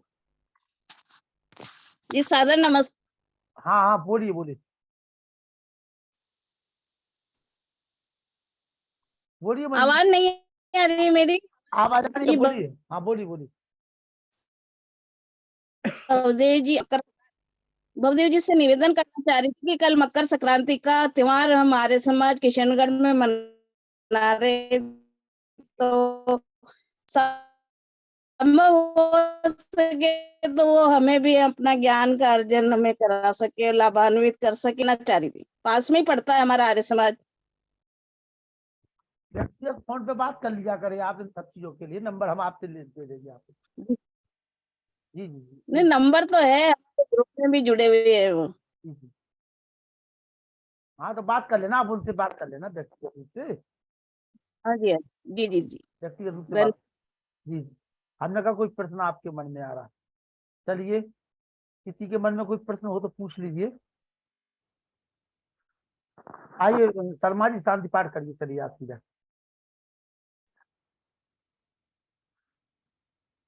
हाँ जी, पारासर जी के मोबाइल से कौन जुड़े हैं पहली बार? आइए भैया, कौन है? मैं सुपुत्र हूँ पारासर जी का, आपका शैलेंद्र पारासर। अच्छा जी, और मैं अच्छा आज जी। ललितपुर आया था, भोपाल में रहता हूँ मैं। जी और सैटेलाइट 3 न्यूज चैनल चलाता हूँ, मध्य प्रदेश और उत्तर प्रदेश के। नेटवर्क 10 और A1 टीवी। अच्छा जी, अच्छा जी। आज आज पिताजी का स्वास्थ्य थोड़ा ही था तो मैं सुन रहा था और बड़ा कंफ्यूजन की स्थिति भी थी कि मैं धर्म के नाम पे कई जगह हो रही है चीजें, वो सुन रहा था। जी क्षमा चाहूंगा, इतना मैं वाकिफ नहीं हूँ चीजें, लेकिन शास्त्री जी काफी अच्छी बात लगी मुझे। सब लोगों को मतलब सुन रहा था, श्रोताओं का भी उन्होंने काफी मतलब वो किया, कंफ्यूजन दूर। लेकिन सवाल ये आता है कि धर्म पे माने किसकी, ये समझ में नहीं आता। युवाओं को कंफ्यूजन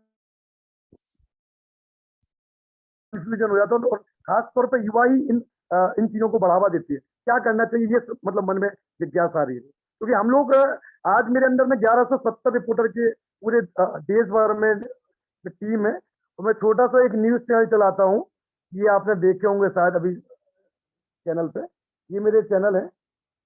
जी जी, व्हाट्सएप पे भेज देना। सभी पे आते हैं, टाटा स्काई, G2H4 सभी इस पे आते हैं। Network 10, A1 TV, IN7 news group के नाम से चलता है ये।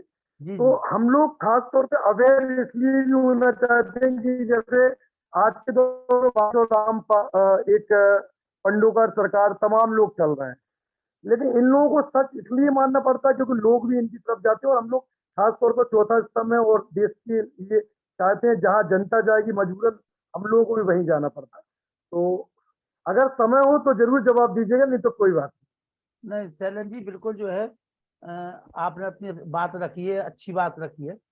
और देखिए, आपको उस बात को मानना, जैसे कोई आपसे कहता है कि सूर्य पूरब से नहीं निकल करके पश्चिम से निकलता है, इस बात को आपको नहीं मानना। जो बात तर्क और विज्ञान की कसौटी पे खड़ी होते है, उस बात को मानना है। जैसे अभी पंडित जी कह रहे थे कि विवाह जब होता है, विवाह किया जाता है संतान उत्पत्ति के लिए, और यदि कोई विवाह केवल खेल खेलने के लिए कर रहा है तो हमें उस बात को नहीं मानना है। परमात्मा ने हमें बुद्धि दी है और वेद रूपी ज्ञान दिया है, वेद में क्या लिखा है इस बात को हमें मानना है। और युद्धवीर जी एक दो लाइनों में आपको संतुष्ट कर देंगे, हमारे युद्धवीर जी। युद्धवीर जी, आपने पूरा प्रश्न सुना है शैलन जी का? जी ओम सभी को नमस्ते जी। नमस्ते जी। एक मिनट, थोड़ा प्रश्न रिपीट करेंगे आर्य जी? शैलन जी फिर से पूछ लीजिए एक बार। मेरा सवाल था कि जिस तरह से धर्म के नाम पे तमाम पाखंड आडंबरा चल रही है देश भर में, जैसा आप भी बोल रहे हैं कि संबोधन में, ये भी नए नए कहीं पहले मतलब आसाराम बापू का चलन हो जाता था, अब वर्तमान में पंडोकर सरकार, बागेश्वर धाम और तमाम नाम से आते हो, मजबूरन हम लोगों को उसका जवाब देना पड़ता है। मतलब हम लोग, मतलब पत्रकारों को उनके साथ ही होना चाहिए। तो हम लोग ऐसा क्या करें कि लोगों को अवेयर करें, क्योंकि बड़ी संख्या में सैटेलाइट न्यूज चैनल चलाते हैं तो बड़ी संख्या में श्रोता भी और दर्शक भी जुड़े रहते हैं हम लोगों से। हमें क्या करना चाहिए ऐसा कि देखिए सारी आर्य जी, लोग भ्रमित ना हो? मैं समझ गया आपका प्रश्न। वेद में देखो, एक तो श्रद्धा के नाम पर एक बड़ा आडंबर चला हुआ है। वेद में एक मंत्र है, दृष्टवाम रूपे व्याक्रोत सत्या नृत्य प्रजापति, अश्रद्धाम नृत्य दधा श्रद्धाम सत्य प्रजापति। अगर कोई चीज प्रकृति के अनुकूल है, प्रकृति सिद्धांत के अनुकूल है, किसी वस्तु में कोई गुण कर्म स्वभाव घटित हैं, तो हमें वो चीज अवश्य माननी चाहिए। और अगर उसके विपरीत लगता है, जैसा हमारे आर्य जी ने बताया था, एक भाई फला जगह पर जो चमत्कारिक जो है ना, जो सत्य का जो मुख है उसको चमकीले आवरण के साथ वो ढका हुआ है, वो सत्य को खोजने के लिए हमें थोड़ा आत्म संयम भी करना पड़ता है, उसके लिए पुरुषार्थ करना पड़ता है, संकल्पित होना पड़ता है। अगर कोई जैसे राम रहीम है और ये दुनिया भर के अपने आप को स्वयंभू इन्होंने घोषित कर दिया, अगर परमात्मा को खोजना, बहुत से कहते हैं भाई वहां फला जगह पे कीर्तन करेंगे या 1 लाख गायत्री मंत्र का जाप करेंगे और भगवान के दर्शन हो जाएंगे। लेकिन आर्य समाज ये कहता है कि आप 1 लाख नहीं 1 करोड़ गायत्री मंत्र का जाप करो, आपके भगवान के दर्शन तब तक नहीं होंगे जब तक आप उसके मुख्य विषय को नहीं जानेंगे। भगवान के दर्शन तब होंगे जब क्योंकि भगवान तो हर जगह पहले से ही मौजूद है। दर्शन तो उसके होते हैं जो मौजूद नहीं होता है, वो तो हमें एक जो सत्य का जो आवरण है उसको खोजना पड़ेगा, उसे निखारना पड़ेगा। क्योंकि ईश्वर तो आपके, हमारे, हमारी माता पिता और गर्भस्थ जो हमारी बहन बेटी हैं जिनको वो ईश्वर उनका लालन पालन करता है। सैनो बंधुर जनिता स विधाता, परमपिता परमेश्वर हम चाहे किसी भी परिस्थिति में हो, कहीं भी हो, वो सब जगह पहले से ही मौजूद होता है, चाहे माता हो, पिता हो, और जो जड़ देवता और जो कहते हैं भाई मंदिर में चले जाएंगे या वहां नहीं जाएंगे, वहां जाएंगे तो भगवान मिलेंगे। भगवान तो हमारे घर में भी इतने ही हैं जितने मंदिर में है। लेकिन अभी मैंने जो मंत्र बोला था ना, दृष्टाम रूपे व्याकरो, जो सच और झूठ परमपिता परमेश्वर ने सत्य के अंदर ही श्रद्धा को व्यक्त किया है। और जो चीज कोई वस्तु उसके गुण कर्म और स्वभाव के विपरीत है, तो वहां हमें ईश्वर की मान्यता नहीं माननी चाहिए। धन्यवाद। अगर कोई मच्छी की आंख से फलाने ऋषि पैदा हुए, क्योंकि जो ऋषि जो पैदा होते हैं ना, वो माँ के गर्भ से पैदा होते हैं। अगर आपको कोई ये कहे तो आप उससे अपने विवेक से उसको झुठला सकते हैं, भाई ये वेद के विरुद्ध है। वेद में जो बात है वो सत्य है और उसके विरुद्ध वो चीजें सामने आती है।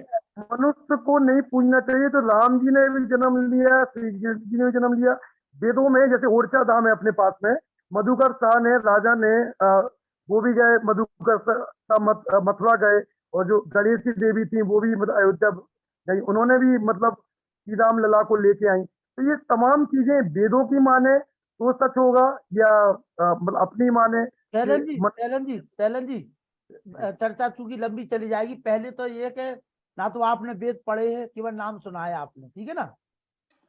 नहीं, वेदों का ज्ञान तो उतना नहीं है, हाँ, लेकिन संस्कारिक ज्ञान नहीं 20 साल की पत्रकारिता में काफी हुआ है। हाँ, सुनिए आप, देखिए जो आपको ज्ञान है वो व्यवहार का जो लौकिक ज्ञान है, उस ज्ञान की आप चर्चा कर रहे हैं।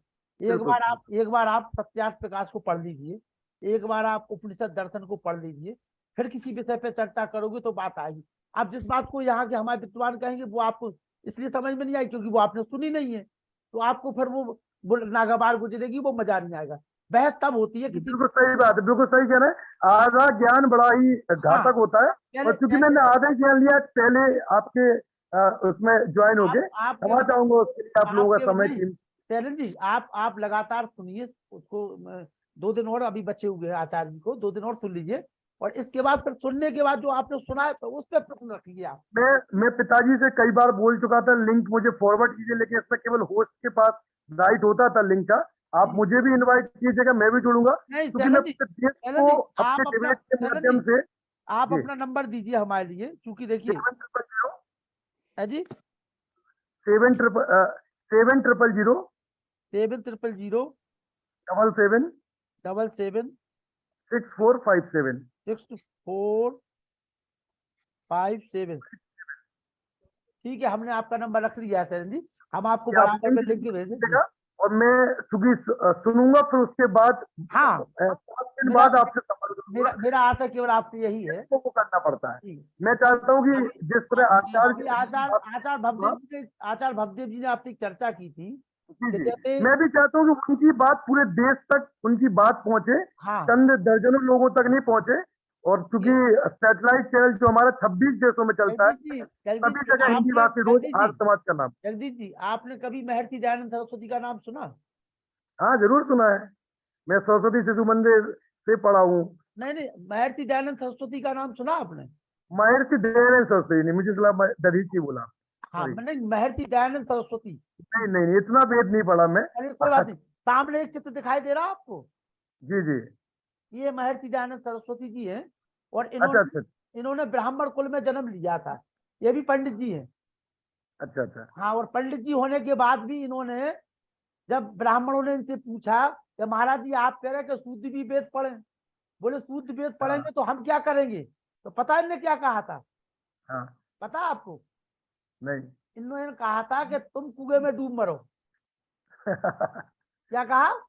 अधूरा ज्ञान था। ठीक है, जब ब्राह्मणों ने उनसे कहा कि पंडित जी आप कह रहे हो कि शुद्ध भी वेद पढ़ेंगे, बोले अगर शुद्ध वेद पढ़ेंगे तो बोले हम कहाँ जाएंगे? बोले तुम कुएं में डूब मरो। तो पहले इस महान विभूति को आज आप सर्च करना, महर्षि दयानंद सरस्वती को। कर चुके हो, पढ़ ही रहे हैं। जी, नहीं, एक बार महर्षि दयानंद लिखना, आज महर्षि दयानंद सरस्वती लिखना, और शैलन जी आपको जीवन बदल जाएगा आपका। ये एक चीज सुनिए आपने जी, शैलन जी, चलिए हमारे युद्धवीर जी तो पढ़ ही रहा था। कभी काफी समझ ही रहा हूँ। जी हमें बड़ा अच्छा लगा, हमें बड़ा अच्छा लगा, हमें बड़ा अच्छा लगा कि सम्मानित अगली बार आपका इतना ज्यादा समय लेंगे, क्योंकि समझना मुझे जितना हम पत्रकारों को हर दिन सब सीखना पड़ता है। देखिए व्यस्त रहते हैं आप लोग, हम समझते बता दूं, मैं देश में पीआईबी का 17वें नंबर, मतलब 30 पत्रकार होते हैं, उसमें 17वां नाम है, और देश में अच्छा मतलब एक अच्छा काम करते शैलन जी, आप हमारे भाई अभी हैं, अवार्ड मिले। आपको बहुत बहुत बधाई, आप हमारे भाई हैं। जगदीश जी, पारा जी, अच्छा लगा, पिताजी का स्वास्थ्य की वजह से मैंने ज्वाइन किया, और अच्छा लगता है सुनना मुझे। अच्छा किया आपने, जुड़े रहिए, अच्छा किया, जुड़े रहिए आप, ठीक है ना। और जी जी जी, बहुत बहुत धन्यवाद। पंडित वेद प्रकाश शर्मा जी आइए, ये हमारे रेहान वशिष्ठ जी है, इनको देखिए आप, सुनिए जरा रेहान वशिष्ठ को, आइए शांति पाठ करिए रेहान जी। अंतरिक्ष शांति पृथ्वी शांतिरापा शांतिरौषधय शांति वनस्पतय शांति देव शांति ब्रह्म शांति सर्व शांति शांतिरेव शांति श्याम शांति रेडि ओम शांति शांति शांति। सत्य सनातन वैदिक धर्म की जय। गुरु गजानंद की जय। ऋषि दयानंद की जय। मर्यादा पुरुषोत्तम श्री रामचंद्र की जय। श्री कृष्णचंद्र की जय। पंडित लेख राम की जय। स्वामी श्रद्धानंद की जय। स्वामी आत्मानंद की जय। भारत माता की जय। माता की रक्षा हो, पालन हो, समाज अमर रहे, की ज्योति जलती रहे, का झंडा ऊंचा रहे, आर्यों के महाकुंभ की जय। ओम जी कविवादन सबको नमस्ते जी। ओम सर्वेभ्यो नमः। ये रेहान वशिष्ठ जी है हमारे, और पिछले लगातार 2 वर्षों से लगातार ये शांति पाठ करते हैं। वाह। शैलेश पारासर जी, ये रेहान वशिष्ठ जी हैं, और ये भी ब्राह्मण कुल में जन्म लेने के बाद आर्य समाज के बहुत बड़े प्रचारक और प्रसारक है। इनके दादाजी जो है, और इनके दादाजी के परदादा जी बड़े आर्य समाज में बहुत बड़े विद्वान रहे, है ना। प्रकाश शर्मा का पोता है जी। बहुत अच्छा लगा, बहुत अच्छी चीजें, इतनी कम आयु के मंत्र सीखे। हाँ, बहुत बहुत बड़े वेदों के बहुत मंत्र आते हैं हमारे रेहान वशिष्ठ जी को। ये रेहान वशिष्ठ जी जी, तो इसी प्रकार से सुनते रहेंगे आप धीरे धीरे, ठीक है। आर्य जी, जो अभी जो हमारे पत्रकार जी जो कह रहे थे जी, देखिए, ये मैं तो ये समझता हूँ, इनकी एक भूख है, उत्कंठा है, और ये होनी चाहिए सबकी। ये एक अलग विषय है कि भाई मतलब इनका भी जो इस तरह की, क्योंकि जो हमारे अभी एक ऐसी परिपाटी चली हुई है, जो बताया था ना, ऋषि दयानंद सब थोड़े ही हो सकते हैं, लेकिन हमारे जो संस्कार में इस तरह की जो घोल दिया गया है, जो स्वयं जो बने अपने ग्रंथ इन्होंने दे दिए। एक मिनट, योगेश शर्मा जी कहाँ से हैं आप? योगेश शर्मा जी विजयनगर से, जिला अजमेर। जिला अजमेर, विजयनगर से हैं। हाँ जी। आचार्य भवदेव जी ने जोड़ा होगा आपको, है ना। हाँ जी, हाँ, भवदेव जी की बड़ी कृपा रहती है और हम उनको काफी सुनना पसंद करते हैं। नहीं बिल्कुल बिल्कुल बिल्कुल, वही मैं कह रहा था कि इसलिए तो आप दोनों लोग लीड लगा करके सुन रहे थे, दोनों भाई जी। दोनों भाई नहीं थे, मेरी वाइफ थी। अच्छा जी, अच्छा जी, कोई बात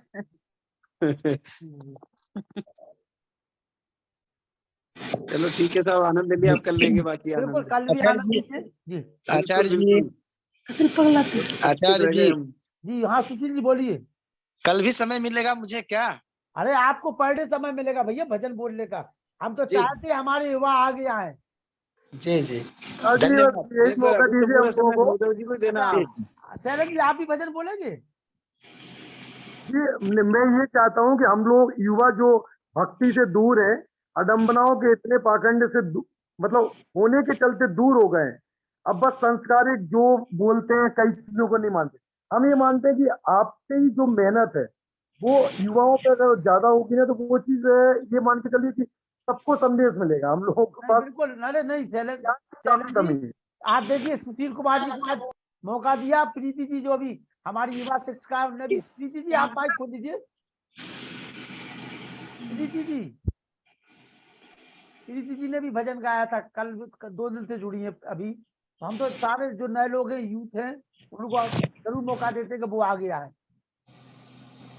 बहुत अच्छा है, मतलब ये चीज अगर समझेंगे सीखेंगे आप जरूर। मुझे आपने नंबर सेव कर लिया था ना मेरा? हाँ कर लिया 777776457। जी बिल्कुल, आप मुझे मैसेज भी कर दीजिए अभी ताकि अभी आ लग भूल ना जाए आप कहीं। ना तो बिल्कुल कम नहीं से कम हम भूलेंगे। तक लिंक आएगी तो हम उसको अगर कोशिश करेंगे तो आपका लाइव भी करेंगे, मतलब हमारे चैनल्स में। बहुत करेंगे बिल्कुल करेंगे। तो क्योंकि मतलब मैं ये शैलेंद्र जी निवास कहाँ बनाया आप? निवास कहाँ बना? न्यू मार्केट 74 बंगला है, सरकारी बंगले बने हुए हैं जी उसमें 31/11 भोपाल में। बाकी अच्छा। ललितपुरी का रहने वाला हूँ, बचपन से घर से बाहर चला गया। पता है हम आपके पिताजी को बहुत अच्छी तरह से, हमारा उनका काफी लंबे 3-4 वर्षों से लगातार संवाद हो रहा है धर्म के मामले में, और वो इतने प्रभावित हैं कि 100 काम छोड़ करके जुड़ते हैं।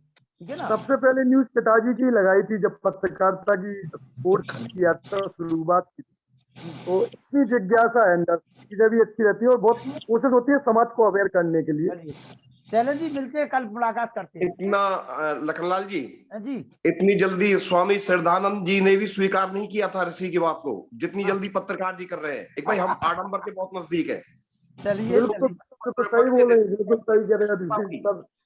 लेकिन बहुत इन्होंने अच्छी बहुत बात स्वीकार है। किया है। भाई हम तो बहुत दूर हैं इस चीज से, तो इनके लिए बहुत बहुत धन्यवाद है आपके लिए पत्रकार जी। चलिए धन्यवाद, और कल मुलाकात करते हैं। ठीक है जी? जी ठीक है, नमस्ते, शुभ रात्रि। सभी को नमस्ते। धन्यवाद।